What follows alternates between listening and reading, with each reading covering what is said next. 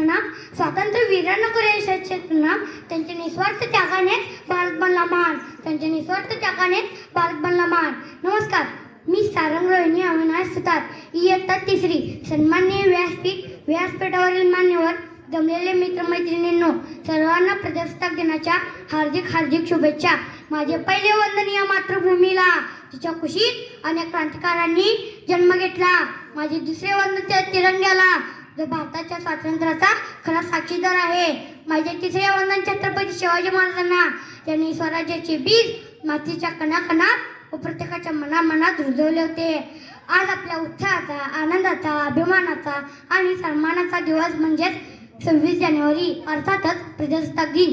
150 वर्षे राज्य करणारे इंग्रजांच्या गुलामगिरीतून मुक्त करण्यासाठी अनेक क्रांतिकारांनी आपल्या प्राणाची आहुती दिली. त्यांना मी अभिवादन करतो व त्याचबरोबर रात्रंदिवस डोळ्यात तेल घालून सीमेवर आपल्या रक्षणासाठी उभ्या असणाऱ्या सैनिकांना मी अभिवादन करतो.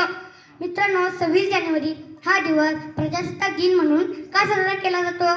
तर मित्रांनो, घर चालवण्यासाठी जसे कुटुंब प्रमुखाची गरज असते, तसेच स्वातंत्र्यानंतर राज्य चालवण्यासाठी राज्यघटनेची गरज होती व ती लिहिण्याचे काम भारतरत्न डॉक्टर बाबासाहेब आंबेडकर या महामानवाने लिहिले आहे. मित्रांनो, संविधान म्हणजे काय? तर संविधान म्हणजे जसे नुसते पुस्तक तर बनला हा भारतीय धर्मग्रंथ. नसे नुसते पुस्तक तर बनला हा भारतीय धर्मग्रंथ. समृद्ध संविधान बनले देशाचे सुज्ञ पालक. समृद्ध संविधान बनले देशाचे सुज्ञ पालक. गुलामगिरी संपली.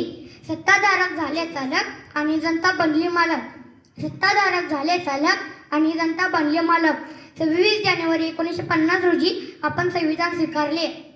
संविधानाने आपल्याला न्याय, हक्क दिले आहेत, तशीच कर्तव्येही दिले आहेत. त्याच्यासमोर अनेक समस्या, शेतकऱ्यांच्या आत्महत्या, स्त्रियांवरील अत्याचार, कुपोषणता, सामाजिक भेदभाव हे सोडवण्यासाठी आपण प्रयत्न केलेच पाहिजेत व संविधानाचा आदर केलाच पाहिजे. म्हणून मी जाता एवढेच म्हणतो की चला करूया संविधानाचा आदर.